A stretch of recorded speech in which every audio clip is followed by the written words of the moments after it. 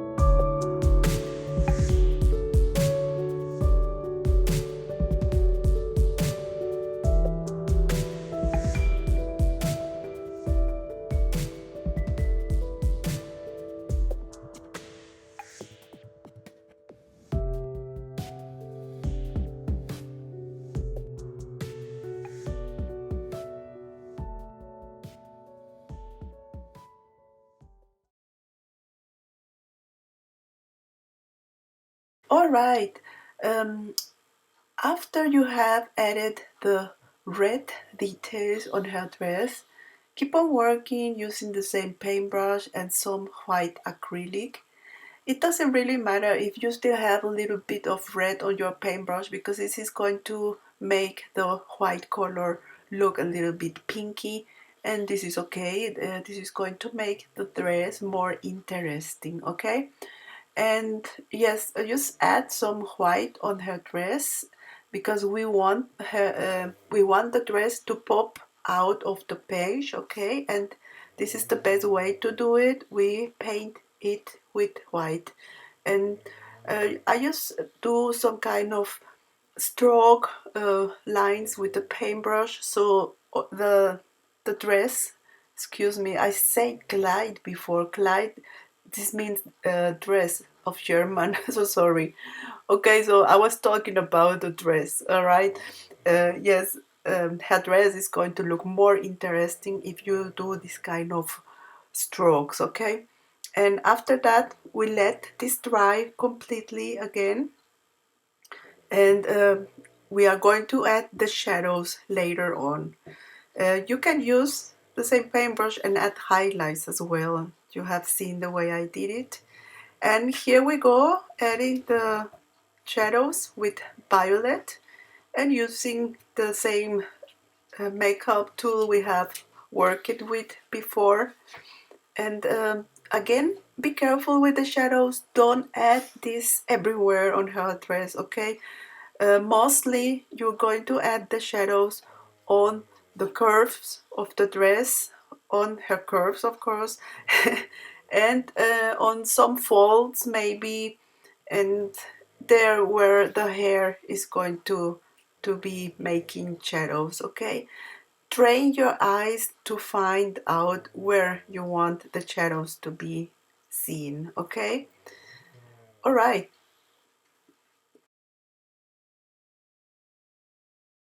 I hope you did enjoy the whole process, and I am sure you're going to be able to paint a beautiful Asia doll. And I wanted to let you know something you can still do after your painting is done is, if you want to, you can add some nice glitter on the flowers, maybe a little bit on her dress. And this is the one I use a lot. I like it because it is very easy to use. Excuse me, that's my dog. And okay, this is the brand I used.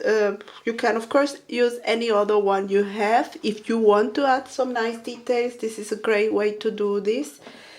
You can as well, after your painting is done, always go back and, I don't know, work on the face if you want to. You can always add some nice shadows or details with your pan pastels. And this is something I like a lot from this medium. You can always go back and make it better if necessary. You can make it better, you can add more details. You can always go back and keep on working with your pan pastels if you want to, okay? If not, this is okay. I will leave it this way. I like it the way it is. And one more thing I wanted to let you know about the hairs. As you can see, I show you. First, I have painted all with black, okay? With a big flat paintbrush for acrylic, of course. Any kind of big flat paintbrush. It depends, of course, on the size of your doll. I have used a big one because, as you can see, this is a big painting. So first of all, you have to paint the whole hair with black using a big flat paintbrush. After that, you take a small round paintbrush and you do these curls on her hair. You see this? And this is very, very easy to do. After that, you can always go back and you can use this kind of paintbrush. I don't know if you are able to see. You see the this is a special paintbrush for hairs and for painting fur. Yes, here you can see this is better, and this is a great way for doing this kind of effect on the hairs. And you just need to, of course, to use black painting, black acrylic if you're working with black color, of course. And then after that, be sure you don't have too many painting on the tip, okay? So the best way to do this is take your hand or take a napkin, and then you go like this with your paintbrush and the black acrylic, and this way you are going to see how many painting you have, okay? And then after that you can start painting this kind of details. I know this sounds a little bit complicated when I say this, but if you try this, you're going to see this is very, very easy to do, and this is what makes a hair looks fluffy. This is going to look more natural and not yes, this is going to look more realistic, okay? And after you have done the black color or the black work on the hair, you can start adding the highlights using a small round paintbrush as well and white acrylic. When all this is dry, you go back and you can add a little bit of violet color using your pan pastels, okay? And this is it. You will have this kind of hair, and you can as well add shadows using the violet color, the pan pastel violet. And this is a very easy way to make a dress or some kind of clothes as well by adding shadows. And yes, this is it. I think this looks already very good.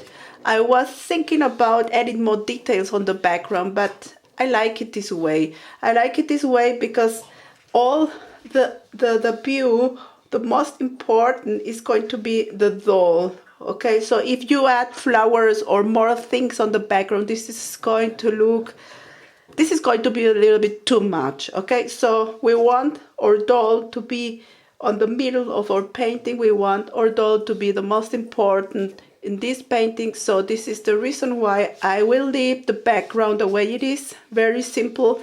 And this way the viewer will always look at the doll, and this is going to catch the eye of the person is looking at this.